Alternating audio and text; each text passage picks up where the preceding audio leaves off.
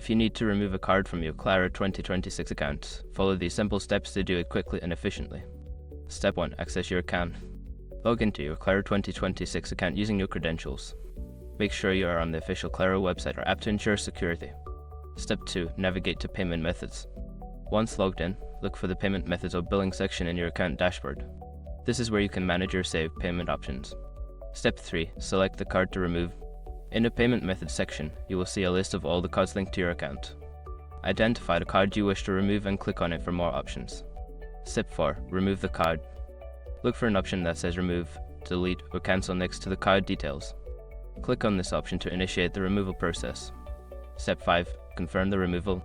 A confirmation prompt may appear asking if you are sure you want to remove the card. Confirm your choice to finalize the removal. By following these steps, you can quickly remove a card from your Claro 2026 account. If you encounter any issues, consider reaching out to Claro customer support for assistance.